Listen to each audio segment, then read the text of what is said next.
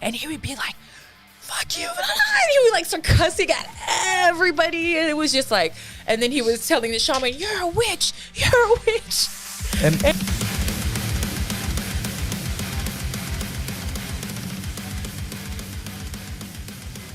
let me know when we're ready. What's up, sucker? We're live once again. We're back, man. Thank you. We made it through another week, through another variant.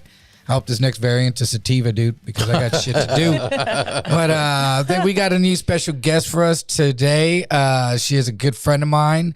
The one, the only, the beautiful, as always, Marsha Mahaffey. How you doing, Marsha? Oh, you said my name right. I'm so impressed. My mom was an English teacher. Oh. I had to get stuff. Yes, I am awesome. Thank you for having me on your So show. how have you been? Okay, if y'all don't know who Marsha is, I know Marsha because Marsha was the owner of Jokesters 22. Yeah. Jokesters 22 club and pub, it was called, right? What did it say on the marquee? Jokesters 22 Pub and Grub. Pub and Grub. I never that's what it got was. the grub down at all, but yeah. The food truck, the occasional food truck and diarrhea. No, but it was good. There was some good food out there sometimes. Yeah. It was cool. If anyone made it out to Jokesters. How long were you at? Did you have Jokesters? I was there for 4 years. 4 years. God, it went so. Oh my gosh. In the fast. blink of an eye, 4 years. So what? 2018. Yep. Wow. Yeah. Wow. So before that, okay, let's start, Marsha, because, okay, I didn't know you before that. No. The rumors in the comedy community was that you were a coyote, ugly girl. The rumors. Those are the rumors in the streets and in the prisons. And the jails and the... I always wonder what they said about me. Yeah, and the restroom walls and all of that. I was at Coyote Ugly back in 2004. I was 400 girls in line for a girl search. I made it out of 400 girls. It was one of those audition things, like the show, right? Yeah, because there was a TV show. TV show. Yep, there was a TV show about it. Filmed here? They didn't do San Antonio. Austin, they did it in Austin. Right before San Antonio, they stopped. But all of the auditioning, they were pretty much on CMT. They were doing a whole show. I remember that. And I was on one of the other shows that they had, but they cut me out. I didn't make it. So you didn't make it to TV? I wasn't fast enough. I had to open up 8 beers in 1 minute. And that's one thing I did notice when we were at Jokesters. Like 7, it was cool. Yeah. It was cool. I learned. When I had 6 of my friends, I was like, dude, she opened these beers. When I had 8, I was like, fucking Marsha, she embarrassed me again.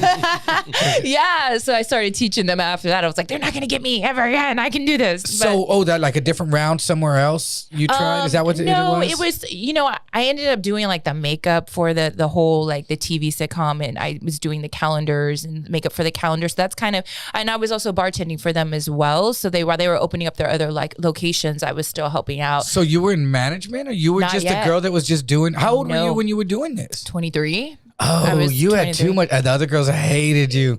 They said, there goes fucking Marsha at it again. No, but a lot of work. You were this high energy girl, huh? It was raw. Yeah, I worked this my it? butt off. Yeah. What? Was this it? Oh, my with Tyra Banks. That's right. Tyra Banks was the That's host. the movie. Yes, yeah. Oh, that's the movie. That was is the the movie. show. That's what made the it's so popular was originally, and that's probably why I auditioned. To be honest with you, and I had dance background and I could bartend. So did you really like bartending too? Is that what it is too? It was more about the fast money, and then I was actually interested in being an actress. I was like taking you're trying to make it into the industry. Yeah, I was taking acting classes, and and so I, for about 4 years I did bartending, and I started traveling. So you are from San Antonio, born and raised. Born and raised. What high school?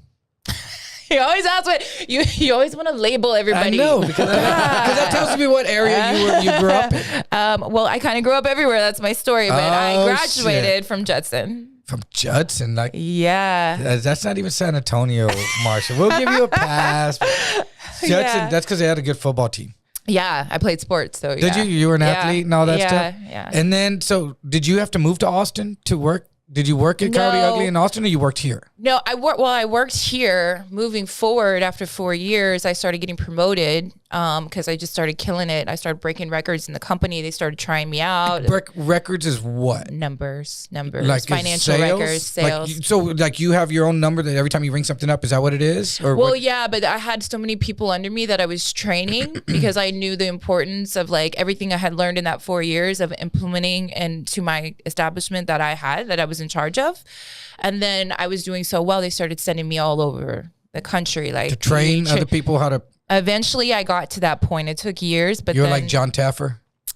practically, yeah. And my boss, the owner, was from New York. Her original Coyote Ugly was in New York, so she was tough, just like that. There was like no mercy. It was like this, boom. I want it like this. Do it you or didn't get you didn't get a pat on the back. Like that wasn't what you went to work for. You went to work to make shit happen. But the pay was what you was the pat on the back. Eventually, yeah. Well, the pay is, and then they were like, "You're making too much money," and then they capped me, and I was like, "I could do this myself. I'm gonna open up my own place." Is that why you bailed?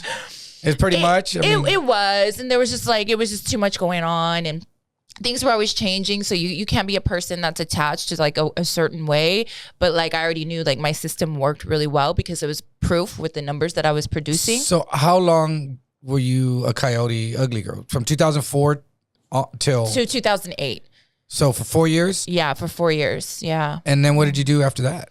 They promoted me to head bartender. And then assistant manager. And then 6 months after I was assistant manager, one of the employees came in and robbed the place. And you knew it was employee? Well, he got caught. He clocked in first. He was like, I'm sorry I was late. Hey, Marsha, I'm here to rob the place. Yeah, he was like, "Here, let me put this mask on. My bad." No, he was actually there doing maintenance, and he brought his duffel bag. The GM left all the money, $25,000, on the office table. That was just bait. They just tempted the and poor guy. They thought she was in it. They didn't know, and so that sounds like she's in on it. Yeah, it sounded like she was in on it. They actually got an investigator, found him later at his house, but they had nobody to replace her. So it was me and this other guy, and we were basically fighting for the position, and he messed up a lot, and I got the position, and then boom, from there on, it was just all uphill. It was great for me. So you weren't in the establishment anymore? You were just traveling around doing stuff? No, I still was. I was still, after I got that bar up to par, because I had to bring it up to a certain level, I was really super successful.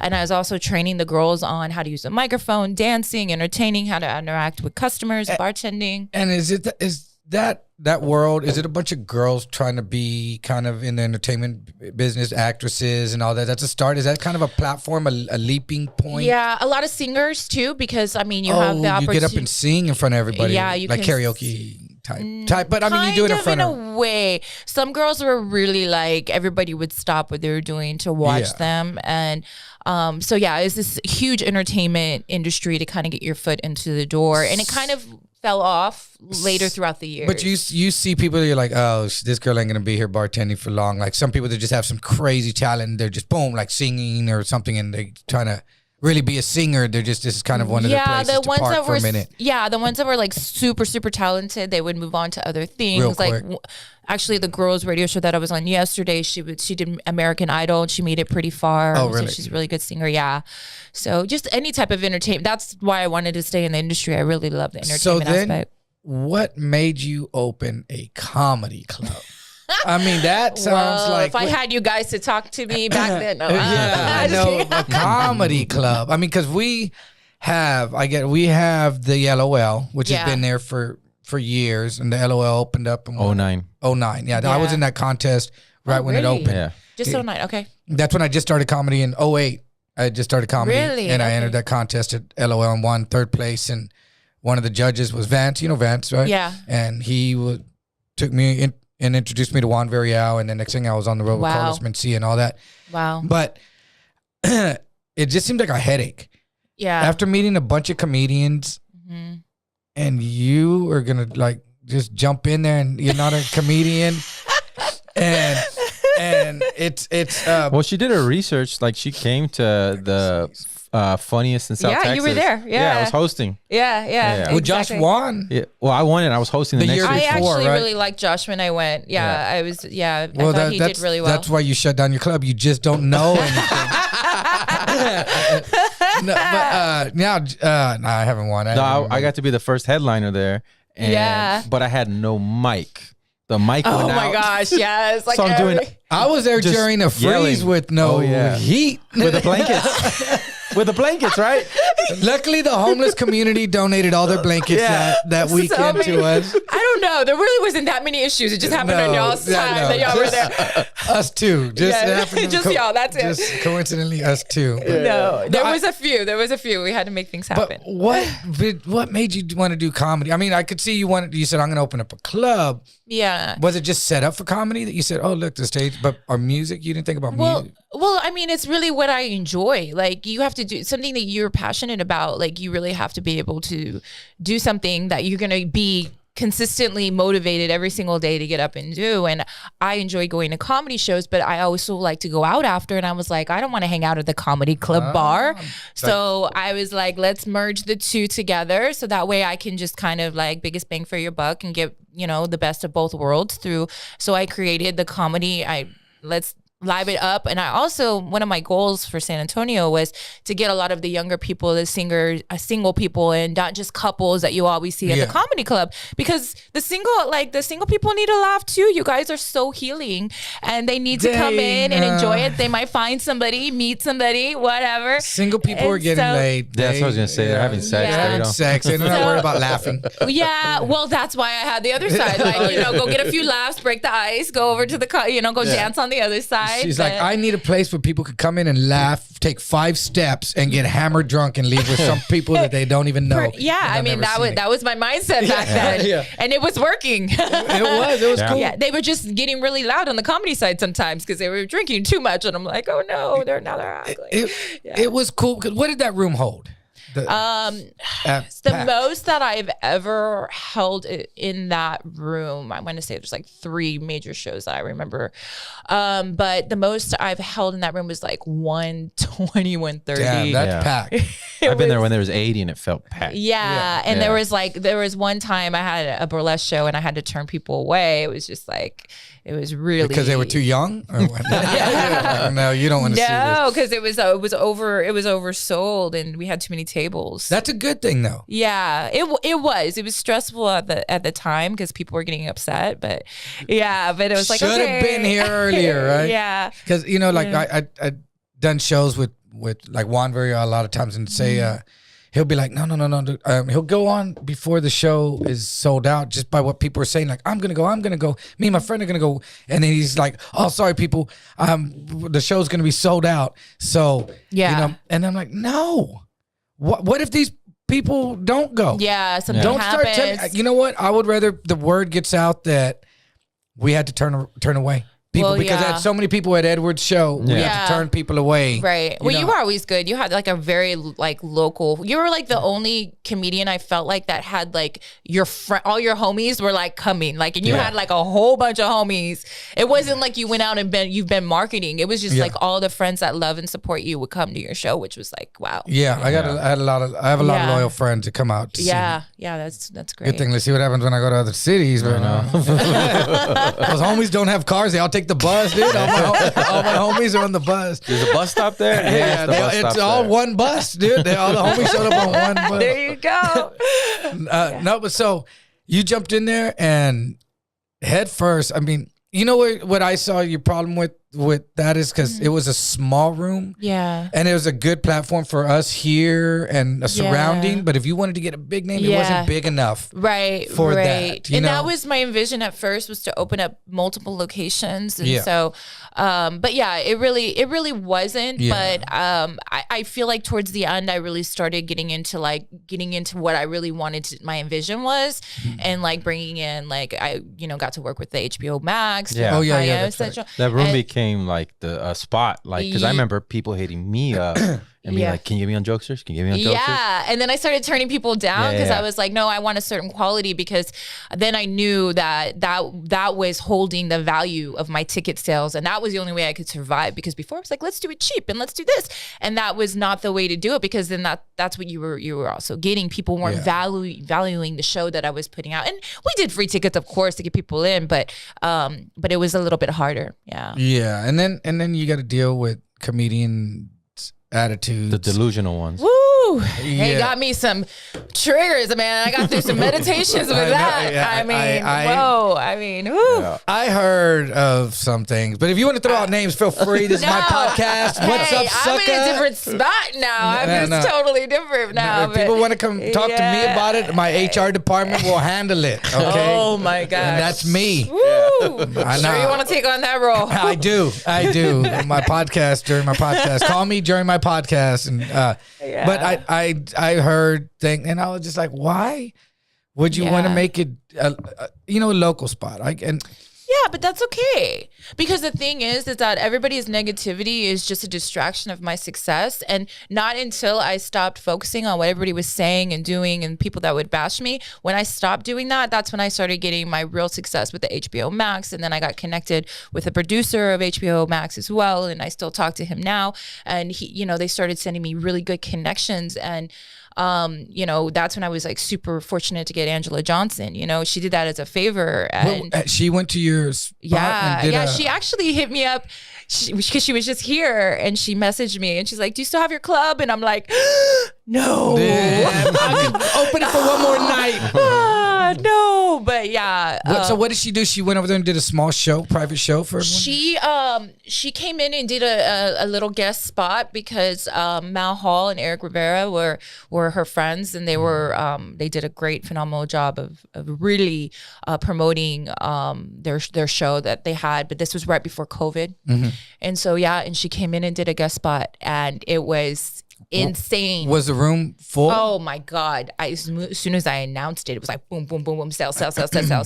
And not having a celebrity that big in my club, I didn't really plan for it. Like, I would have gotten security different because she was on the other side of the club where there's not an exit. Yeah. So just like trying to get her out of the club and everybody coming around her, I was like, oh my gosh, it was pretty overwhelming to. Yeah. I mean, because she just sold out 16 shows. Oh, I'm sure At the LOL. She's amazing. That's awesome. That's awesome that she took the time to do that. That's because a lot of people, she didn't have to do that. Of course, she don't have to because they're busy. People don't realize like when you go on the road, in other people's eyes, like if you say, I'm going to even to South Padre to do a show, you really don't have time to go enjoy the beach. But everyone tries to offer you like, man, I got a boat. Do you want to go fishing? I have a plan. And you don't have time. You're tired from the drive. You got to go back again. It's a lot of work. Yeah. You got to go back home to reality. Yeah, exactly. And so for someone while they were on the road, and I'm sure she is busy. She was so That's busy. awesome for her to do that. And she went in my bathroom and in the, you guys haven't been in the female bathroom, but I have all these things. We've tried. Or maybe you have. Who knows? I don't know. Yeah. But I have all this like woman empowerment stuff. And so she went in there, she saw it, she came out, and I'm like, I cried to her. I was just so embarrassed because I was just so like happy she was there because I love her. She's like, don't cry. I just took a big old dump. Don't cry. Your toilet's backed up. That's what I came to tell you. Right? She's like, no, that's why I'm crying. Wouldn't surprise me. I forgot to tell you the toilet doesn't flush. But yeah. That's awesome. That's, because I hang out with Carlos Mencia a lot. And even though he gets a bad rap. Yeah. Carlos gets a bad rap. A lot of people bash on Carlos. And that's my boy though. He takes me on the road. He's taking me on the tour bus. Yeah. He doesn't have to do anything. That's when he comes into town, he'll call me. He's even given me the power to. He'll ask me, "Hey man, I'm going to be here in Texas or somewhere," and he's like, "Can you find someone to be on the show with me?" Wow. And so and I noticed people would be cool with me because I could be like, "Hey bro. Yeah, you're cool with me. You like Carlos," and I kind of see if they've talked. Dude, I got someone on a show. I don't want to say where. I got him on a show somewhere, but this fucker had gone online and badmouthed the shit out of Carlos online 5 years before. Yeah, and when I got this dude to feature in a club that had him banned, but they were gonna let him in because it was Carlos there and he was gonna be sold out the whole weekend. Wow. They found it. And said, nah, we're good. And I told him, I was like, there you go, bro. Damn. Yeah, you have to watch what you say. There you go, dude. Like that one, I can't help you, dude. Like, you went on and you said that. It's on your page. They screenshotted it and said, is this the dude? And I was like, fuck. Yeah, I've had to do that before, actually. Yeah. I said I can't have this person because the way they acted at my club, and they were like, oh, okay, yeah. And I get it. And It's egos is what it is. Yeah. I would hear a lot of the Yeah. aftermath. Yeah. In my head, I always thought, what does she owe you? Yeah. I don't get it. Why? nobody's owed Yeah. anything. Why you Exactly. owed this? Yeah. And I think that a lot of Because they wouldn't do that to Jeff at LOL at the time. You know what I mean? yeah, and that's just kind of been some of the things that I have faced as a female, I think, owner as well, and people thinking that I didn't let people know any type of experience that I had, because it's no need for me to prove who I am. Like, I own this place and I went through it. I had to go through to prove it, and it was a lot, but I had a vision, and yeah. Okay, and you had that place for 4 years, huh? Yeah. That Two was of your them during baby. Was that COVID. the first place that you ever opened on your own Yeah, like that? it was. So that was your baby, It huh? was my baby, yeah. You were hanging on to that one because COVID had to have been just brutal. It was, but you know what? I sat and I thought, like, I could either go bankrupt or I can get some tickets by opening up and see what happens and take a risk. So I could do it. And so it was super scary to open up. And I opened up before a lot of the clubs, and I made and the thing where I got lucky is that I had 2 rooms, so I was switching licenses around. And that's what it is about business. Like, you have to do things to make it happen. Either you can sit here and feel sorry for yourself and say, oh, look, somebody else is doing it and I'm not doing it, poor me, or why, and start talking bad about them, or figure out your own shit and figure out, like, what am I gonna do to make this shit happen for me? And so I did all You're a problem solver. Yeah, and I had to learn that. I had to learn that from 23, in the bar industry, and then learning all this stuff I learned at a young age, and so actually COVID did me well. I will be honest, because it gave me an opportunity to revamp everything, to bring in like a new atmosphere, to say, like, this is what I want. And even though it was scary, like, for months and months, like owing, I think $60,000 I owed, and they were gonna kick me out of the spot, and I got no loans. I got one little help, and it was like, if I don't make this money back, which I made the money back in like less than 2 months. Wow. Because I was one of the only clubs, and I didn't start comedy yet. I was just doing the club, fast, but people didn't care. They were paying it because there was nowhere to go. Yeah. They wore their mask, they did their, And it's Texas. Yeah. And it's Texas. Luckily, because in another state, you wouldn't have been able to do this. Exactly. I got very, very lucky. You're like, Texas, we shoot COVID in the face. Take off your mask, bitch. I want to see you, Yeah. So we don't give a shit. But yeah. So then I remember seeing that you went on a ayahuasca trip. He's been wanting to ask me this. I've been wanting because... Oh my gosh, I know it's coming. Okay, because let's be clear here to all my listeners, I have zero experience with drugs besides alcohol and weed, and shrooms and acid and X and Molly and cocaine and but besides that, I have zero knowledge of any drug. No, but I mean, I don't know anything about ayahuasca or peyote. I know that I'm like 30. We just found out I'm like 30 something % Apache or Comanche. Ooh, one of the two. My mom just went. I know my mom gets all mad because she talked about both and was like, ah. You could have got your college paid for. I know. She's about to go into, they traced her lineage back to one of the first, I think, Comanche tribes out of New Mexico or Oklahoma. See? So we might be related. We might be. How? So anyway, so I've looked into it, and I know they go on these and I've seen Young Guns. They go on these spiritual journeys. So you went, what I understand from your post, because actually when I was watching, I was like, I gotta ask her some shit. You took ayahuasca. Yes. Which is what? Okay. I love you. Okay. But it's not a drug. No, it's not. But it's not a drug. But it's a plant. It's a plant. So medicine. is marijuana. Marijuana's not a drug. I know it's not. That's what I'm saying. Okay. I agree with you. Well, and the reason that I want to clarify that, because if you were to take ayahuasca and go hit up the club, you would be that would not work at all. No. So I'm a huge manifester. Do you know what manifestation is? Explain. Okay. So manifestation is basically like what I believe. You make come true. what you make come true. You write it down. You have vision boards, and that's actually how I got Jokesters. Some other great things happened for me, but I knew that I wanted to do this plant medicine, so I applied for a scholarship. I wrote in my manifestation. I'm gonna get it. So a $5,000 scholarship I got for free to go do plant medicine in Costa Rica under like the best of the best shamans.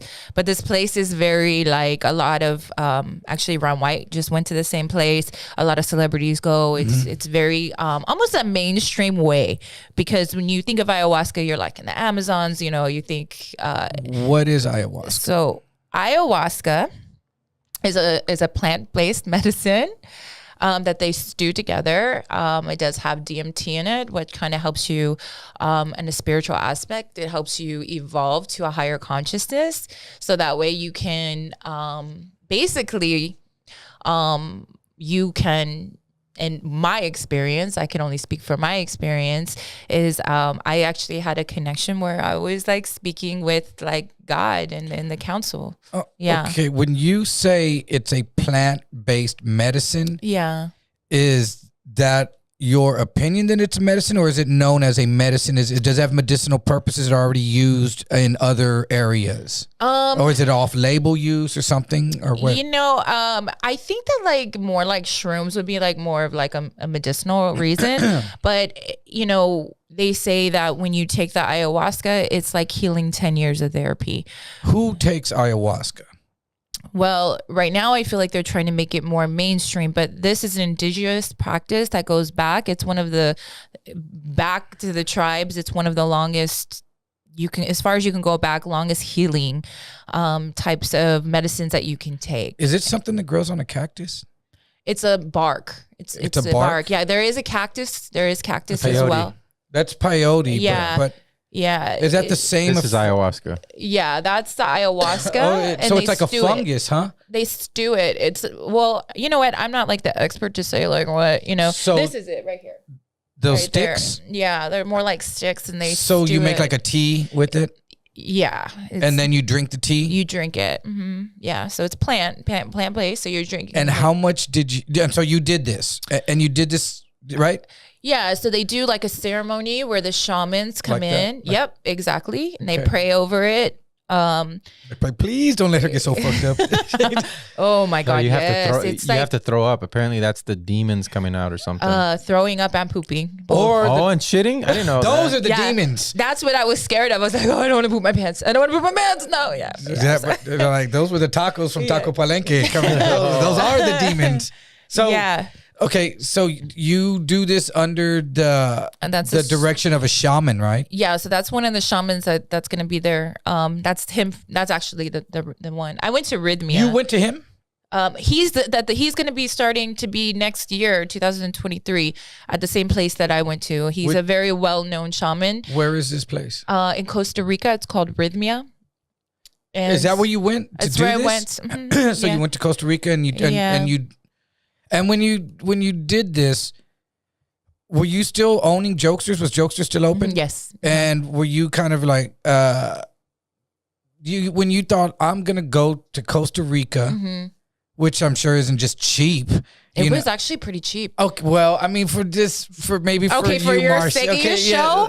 Oh my God. For my homies that are on the bus that just go, hey, it was bro. like $300 plane ticket. Round trip. But then you have to stay there. Do you pay for this? I got it all scholarship. It was all paid for. Yeah, she got $5,000 in scholarship. Oh, the scholarship covered that. This is part of your education. Ayahuasca, the food, the vegan food, everything. Everything. Okay, was beautiful. Well, so if you don't have a scholarship, it's probably not that cheap to just get up and go. $5,000 for a double room. If you want a single, I think it goes up more. So so it's pretty expensive at where I went, but you can go other places for cheaper. And yeah, you can go out to the woods. Yeah. So Was you it get okay? A shaman that's like out there. Let me ask you this: if you had to pay just out of pocket, if you had never got the scholarship, would you have still done it? Something in me was like, I have to do it. I have to do it. Like it felt like and I'm so glad that I did do it. Yeah. Okay, so you go down there. Do you pay this guy to do this ayahuasca course thing? You pay him? So there was this this man that was a billionaire that was like on the verge of wanting to like kill himself, and he's the one that somebody led him to do ayahuasca. So he created an old Marriott in Costa Rica, and he just redid the whole So you pay resort. And you pay the resort, and it's very organized. Oh, so everyone at this resort is going kind of doing the same excursion that you're doing? They're doing this. Well, the one I went to was very mainstream, so there's like 50 people. But if you go to something a little bit more, tribal, it's gonna be like 10 people maybe. Yeah. But yeah. So did y'all do? And they could turn you away too, right? If the shaman doesn't. So they can turn you away, or if you take certain types of medication, you could die from it. So they have to do like a health check to make sure. Okay. So do they draw blood from you and check you like that? They don't, but they actually They just take a guess. They're like, we're feeling yeah, I should be we're all right. in with the spirits. No. They just do an extra sign of the cross on this one. Yes. No, well, actually with me, I had taken something I wasn't supposed to take before. So they made me microdose the first 2 days. And I was like, I don't care. I still want to do it. They're like, you could die. I was like, I don't care. They're like, sign here. I'm like, okay, but I still made me wait. But yeah. So just to see if you had a bad reaction to it, that's why you microdosed? Well, because I was taking this powder that it's in replace of like caffeine. It's a natural mushroom. We powder. call it cocaine on the streets. On the streets, we just refer to it as cocaine, I've Marsha. never said cocaine before, but The homies call it cocaine in my hood. This white powder They're like, officer.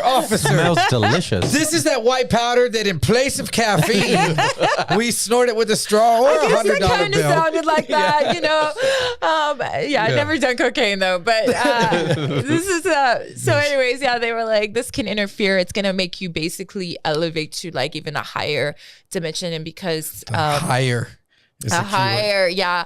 And so, and because I actually tried to commit suicide when I was 15.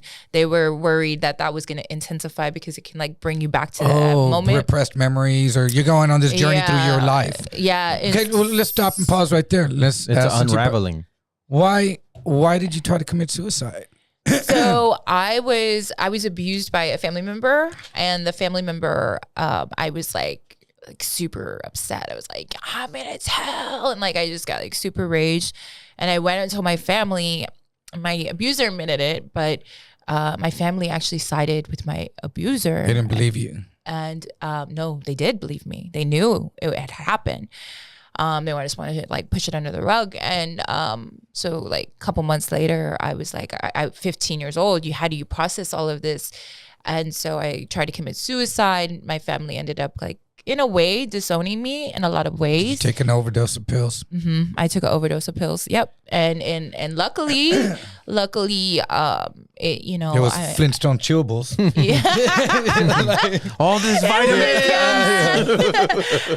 Yeah. And so that trauma wow. carried on for years and years of my life. And, that's kind of what also led me to ayahuasca. But that trauma was never really fully healed. It was, you never faced it full on. I didn't. Well, the thing is that it was affecting everything in my life, and I didn't know. I had to feel like this some type of worthiness to feel important, because when you feel like you're like nobody wanted you, especially the people in your family that would want you the most don't want you, and then you're going on your life trying to prove your worth. So I always had to be the best at my job. So that made me very successful. That's where this drive that you have comes from, to show them it better was than all of this. It wasn't that. It was like a Band-Aid when somebody was like putting me on a pedestal, and I was noticing I was doing it in my relationships.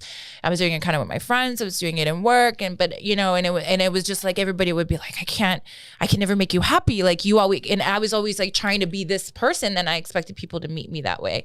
And I bet it was hard for guys that you dated to keep up with you if they were kind of like, I'm gonna be playing video games today, and you're going 100 miles an hour, and they're like, dude, I have a day off, like fuck, like I know what that is like. Well, yeah. Were you that girl? Well, I mean, I just say yes, Marsha. Me and my ex-husband divorced because I felt like I'm super motivated and I want to do all this stuff, and you're so talented, but you don't care, and you're just settling. And so that was a little bit of the reason. And I love my ex-husband still to this day, but not like romantically. But yeah. So now here we are after you went through this a problem with your relative, and now you go and they tell you you're going to microdose ayahuasca. When you microdose, does it not hit you the same? Or is that what you're kind of like doing a mini trip while everyone else is kind of wigging out? And you're like, oh, damn it, I want to be like them? Or you're like, oh, thank God I didn't take all of this shit. People were screaming. They had to carry people outside. So everyone does it at the same time? Yeah, it's a ceremony. So it's like that episode of Jenny Jones where everyone had Tourette syndrome? Yeah. Yeah, because your body gets stuck. Sometimes their hands are like stuck. I mean, they're seeing things like. So does everyone go, all right, we're doing this? No, you wait in line and then they bless it. The shamans bless it. And then you go out in line and then you make your intention, like whatever you want from the experience. Oh, you have to kind of say it. So you manifest it. Yeah, you say like what you want to be healed from. And then they give you all these, there's like 50 beds in this huge maloca. And it's like one big yoga studio and you sit and you have your own mattress in your bed. It's, it was really nice. You have your bucket so you can throw up. Oh, that's cool. You have your toilet paper. You got to go to the restroom. Is there a restroom or do you have a hole dug in the ground? No, there's restrooms. It's pretty conveniently. And then there's an outside area with a fire if you need to walk outside because. Jump in the fire or whatever you feel like you need to do. Yeah, pretty much. But doesn't other people's trip affect your trip? Your trip? Yeah. Because if somebody's screaming and I'm like in a good place and I hear screaming, I'm like, oh shit, what's happening right now? Yeah, there was the one guy, he had PTSD from the military. And so he would get up and he would just start screaming and he would go up to like the altar and he would be like, fuck you. And he would like start cussing at everybody. And it was just like, and then he was telling the shaman, you're a witch. You're a witch. And I'm like, oh my God. So were there a lot of people that microdosed or were you the only one that microdosed? Do you know? Well, I only microdosed the first 2 days. The third day I went really deep into the ceremony. It's 3 days of drinking? I did 4 days. It's 4 days of every day you drink it every once day a day? Drink, well, you drink as much as you can. So you go up for your first one. That kind of gets you like a little bit. And then how big is a cup? Just a regular cup? Like a shot glass. Oh, the shot? Yeah. And you just do it with the shot, like the whole thing? Yeah. And it tastes horrible, but it's super disrespectful for you to be like, because it's like a medicine, it's healing. So you have to go up there, you can't make a face. You're all You're there like, okay. This is delicious. It's like dirt. Like, do you have any white powder that I can put in here? Only if I had some white powder with this. Yeah. I could drink this all day. Yeah, it was rough, but and so when you microdosed, you did half the shot the first day then? No, they actually gave me a spray and they sprayed it in my mouth. Oh. And it was but it was the same stuff. It was just they did it like it was controlled. Like they did like 25 sprays in my mouth. I kept on going up and up and up and up and getting more. So. How long does it take to hit you? The day that I did it, where I went under, I didn't know. Because everybody else had experience and I was the only one microdosing. Everybody else was taking them. And so I was able to hear what was going on and their stories. But it took, probably about 2.5 hours. I'm like, man, I haven't seen any of the stuff that everybody's saying that they've seen. And I want to see something. I want to have an experience. A giant rooster run up, right? Look at that giant rooster. Yeah, exactly. So I wish I was tripping. So I went back up, got another one. And I was like, man, it's an hour later. I'm like, I still haven't. You know what? I'm going to go get a third cup, and that cup. I've done that. God. I've done that by mistake too. Like, and a lot of people were getting the same buzz off of like one cup and I went and got 3. And that's when you threw up and everything happened, huh? Yeah, it was like, I threw up really. That was the only time actually I threw up. I was actually poo-poo pants more. They call me poo-poo pants Marsha. I've manifested that. Yeah. So she's like on that commercial, I'm woman and I poop. And they're like, I know, Marsha, that's a no. All you hear is she's like, oh, I'm tripping. Marsha, you're on the plane now, Marsha. Well, you can stop this. I mean, it's probably gross, but it's more like just water coming out of your body. Oh, yeah. It's butt piss city, huh? It's like eating at Popeyes. Yeah. So. It's like Popeye's Chicken Shit Tuesday. Well, in a way, it's kind of like it's medicine, but the way your body might perceive it as poison. Yeah. And it's like, get it out of me. Exactly. That's exactly what it is. So anything negative that you've been storing in your body, because, it can be trapped into your body. And that's actually what I do now with my healing, but with other people, and you get it out. Because it can form an injury in your body later on if you don't get it out. Hold it. Yeah, you hold it in. And so if you have like a bad back, a lot of people, I was holding it in my neck, you might be your knees. And so that needs to come out, that because it, energy is formulated in the body to trauma. So is it supposed to be like actually healthily cleansing your body? Yes. Of all toxins and all, and also spiritually and all that too? Exactly, yeah. So you just butt piss the demons away, huh? Yeah. I did, and in one, when I was actually under the medicine, I was so scared, like I did not want to shit my pants, and Mother Aya like comes to you to teach you a lesson, and she's like, shit your pants, and I'm like, no, shit your pants, and she's like, for like 30 minutes, I'm like, fine. It was like, you're gonna keep on in this loop until you do it. So do you get some pants that you prepare for this? Well, luckily I didn't really do it. I woke up because I said I would do it.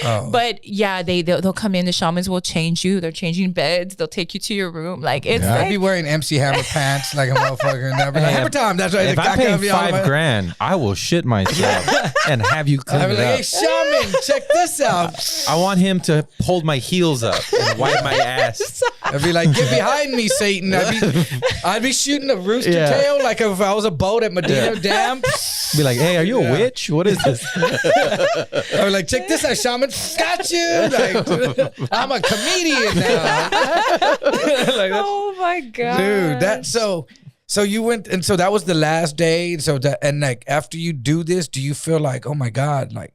Well, the thing is that you get so much information. Like a lot of the thing that you've been trained and taught, and we all have a generation, has all kind of been a lie.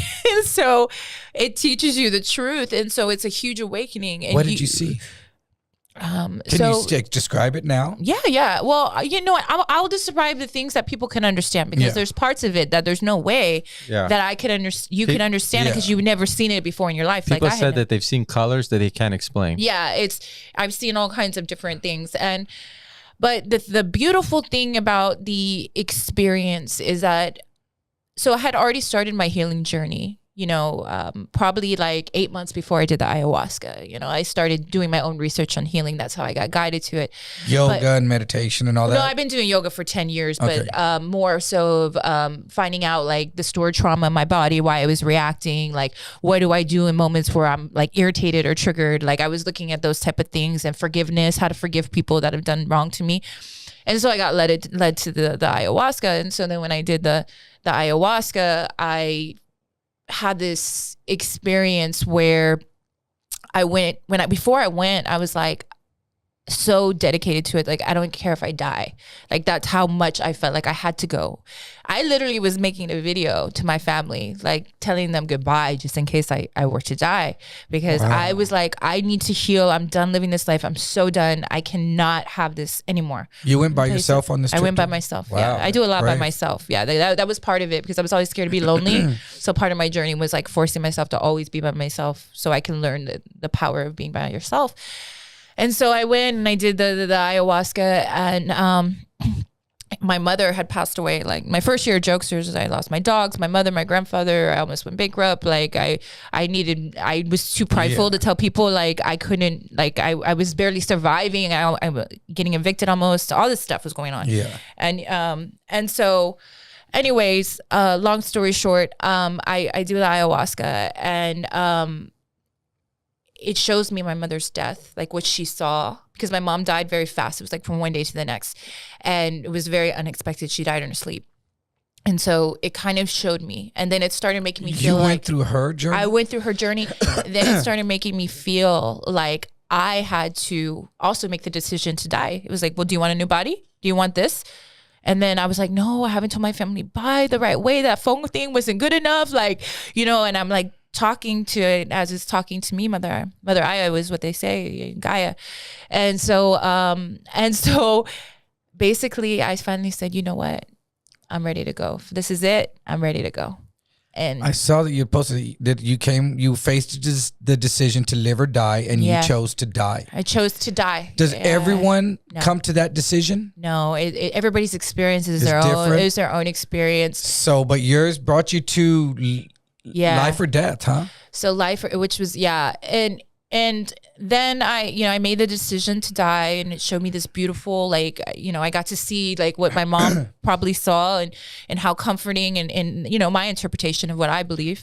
And so like heaven, like you saw heaven in your journey. Yeah, I saw heaven. I saw my mom dancing in a white dress and just having fun and just being like her younger version of herself. And it was beautiful. And it was so comforting. While this is going, are you asleep, unconscious? Is it like a dream? Are you kind of sitting in a trance kind of state, like you in a feel yoga? like it's real. You feel like it's real. But yeah, I was laying down.